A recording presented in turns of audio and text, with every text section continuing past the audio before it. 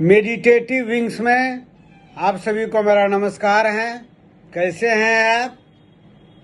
आज हम आपके समक्ष लाए हैं अध्यात्म तत्व का नया अध्याय, जो परम रहस्यमय,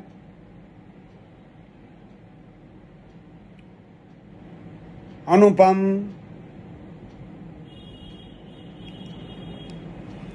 योग परक अध्याय है। मैं आपके समक्ष ला रहा हूँ। हम अपने साधना के अनुभव को आपके साथ शेयर करेंगे। पिछला वीडियो में मैंने बताया था अप्सरा लोक के बारे में। आज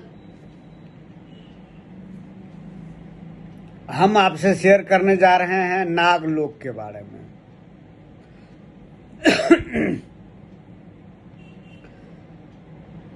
नाग लोक बहुत ही रहस्यमय है आपका। जनसाधारण आदमी इस चीज को नहीं समझ पाएंगे।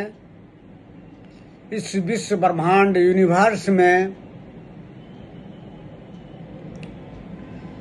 जो स्वर्ग लोक, अप्सरा लोक, नाग लोक, गंधर्व लोक, पाताल लोक, पृथ्वी लोक तो है ही, भूलोक, सूर्य लोक, सब अवस्थित है। पितर लोक भी है आपका, और सबका नियंता वही सहस्तार है। वही शून्य अवस्था, अगति अवस्था है आपका। स्वर्ग लोक में वास रहता है देवी देवताओं का। उसमें वहां पर भूत तत्व, जल तत्व नहीं रहता है आपका। अब भूत तत्व, जल तत्व नहीं रहने पर वहां पर भूख प्यास भी नहीं लगती है आपका, क्षुधा भी नहीं लगती है। यह सूक्ष्म जगत है, अति सूक्ष्म जगत है आपका स्वर्गलोक। लेकिन स्वर्गलोक भी आपका काल द्वारा सीमित है, क्योंकि उसमें गति है आपका। मैंने पिछले ही वीडियो में बताया है, जिसमें गति रहती है उसमें आकृति बनती है। तो आकृति बनती है तो देवी देवताओं का वास है आपका। उसी ढंग से आपका ये नाग लोक है आपका। साधना के समय में सविकल्प समाधि में, सविकल्प समाधि के बाद निर्विकल्प समाधि होती है। सविकल्प समाधि में जो मैंने नाग सर्प समुदाय को भी देखा मैंने, और वे मुझे डराते थे, दिग्भ्रमित करते थे। साधना, तपस्या को, तप को में बाधा डालते थे वो। यह वही परम चेतना का जो है, यह कृत रहता है। वो परीक्षा लेते हैं उन तपस्वियों को, साधकों को। तो मेरे साथ भी जो है यही घटना घटती थी आपको। सविकल्प समाधि में बहुत तरह का बाधा आई है आपका सर्वलोक, नागलोक का। ऐसा लगता था जैसे वो हमको निगल जाएंगे।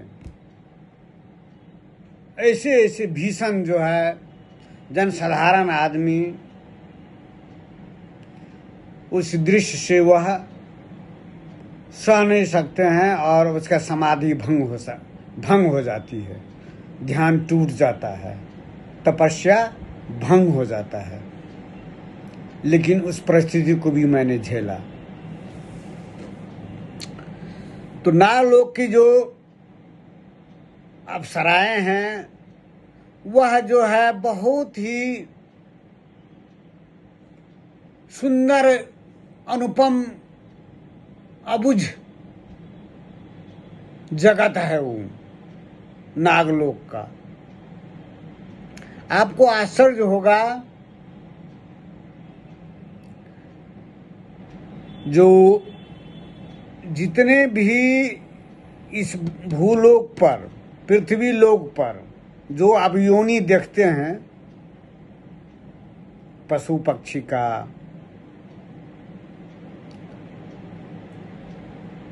आपका सर्पों का, सुंदर अभिनेत्रियों का मैंने वर्णन किया है अप्सरा लोक में, सबका जो है यहाँ पर कर्म करते हैं, फिर वो अपने लोकों को जाते हैं। यह आपके लिए हास्यास्पद लगता होगा। तो हास्यास्पद क्या, जो नहीं देखेंगे, जो मृत्यु को नहीं देखते हैं, तो उसके लिए मृत्यु तो कुछ नहीं है। मृत्यु तो कुछ नहीं है। वो सोचते हैं जब आएगा तो देखा जाएगा। मृत्यु को किसने जाना है, किसने देखा है? लेकिन योगी, साधक, ऋषि, महायोगी उस समाधि में तो मृत्यु को उपलब्ध होते हैं, फिर मृत्यु से नीचे आते हैं। मृत्यु से तो आंख मिचौनी खेल खेलते हैं वो। तो उसी ढंग से साधक के लिए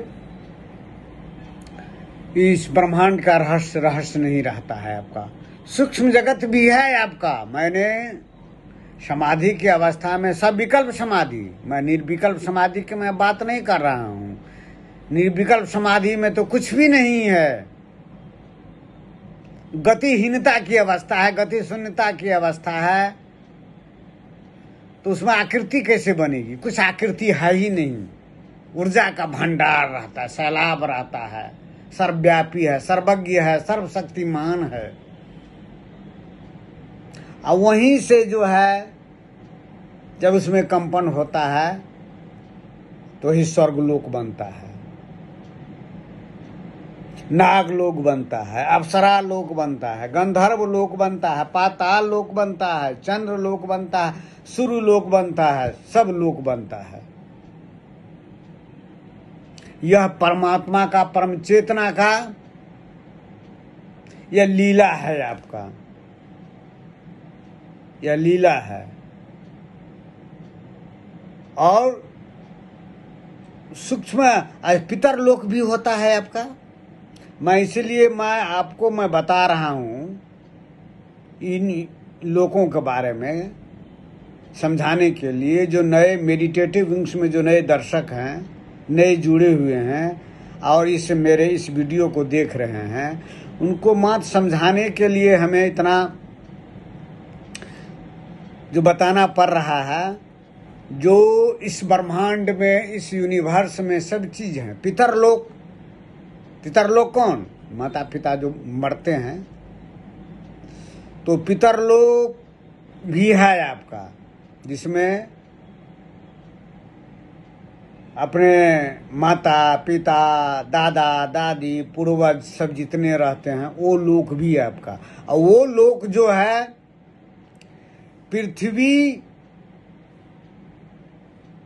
पृथ्वी लोक से सटा हुआ रहता है आपका,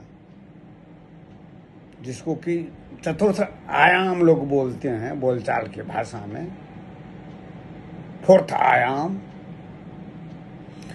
उसी वह सूक्ष्म रहता है और मरने के बाद जो वह उसी आयाम में वो चले जाते हैं। वह पृथ्वी से सटा हुआ रहता है। चूंकि उनकी साधना उतनी प्रगाढ़ नहीं रहती है, उनमें तपह बल, योग बल उन्होंने अपने जीवन में न प्राणायाम, मेडिटेशन, योग साधना, सांस की साधना, वायु साधना कुछ नहीं किया है। तो उसका जो ऊर्ध्वगति नहीं होता है। ऊर्ध्वगति का मतलब क्या है? जो योगी संत महात्मा होते हैं, वह सारे बलय को लांग करके, अतिक्रमण करके, जितना मैंने चक्र बताया है, ये तो विशुद्धि चक्र क्या है? ये अंतरिक्ष है आपका, अंतरिक्ष।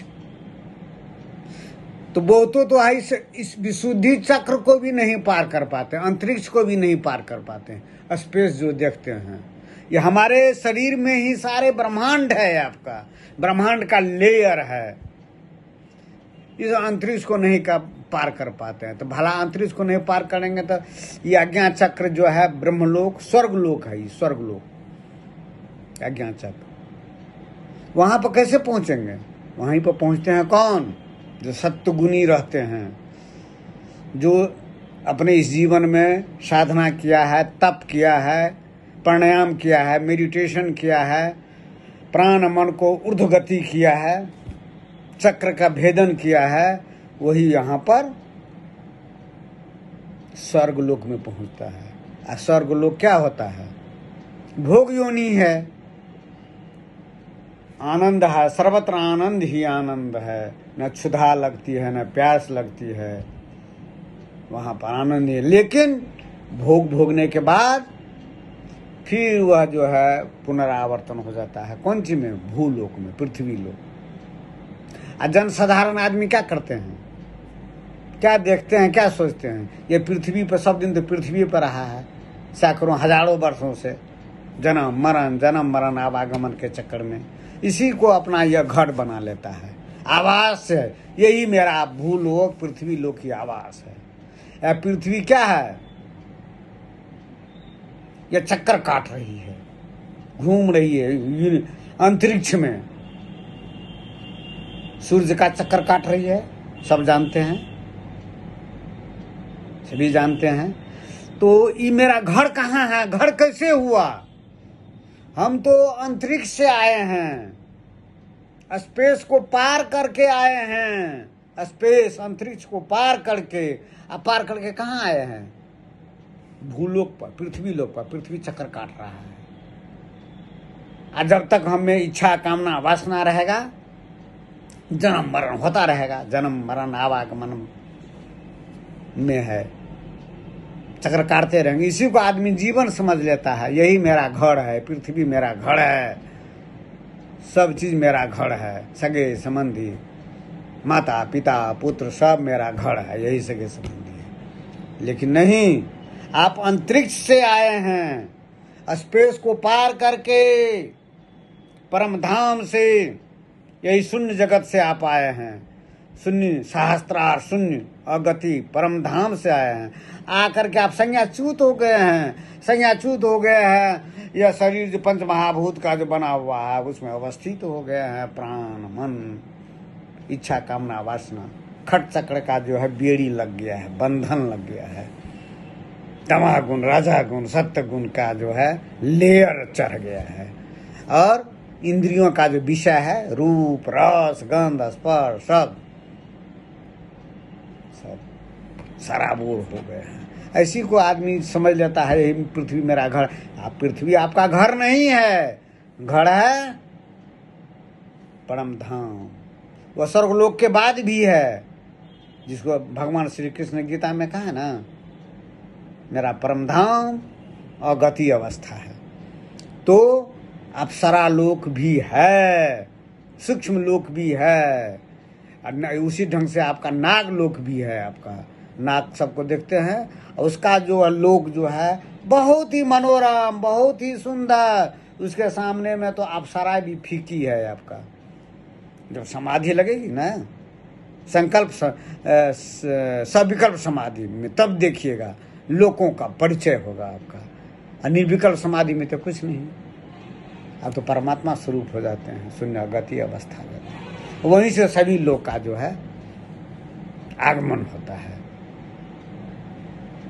तो आज इतना ही, फिर हम दूसरा दिन नया अध्याय को लेकर के आएंगे। तब तक नमस्कार, धन्यवाद।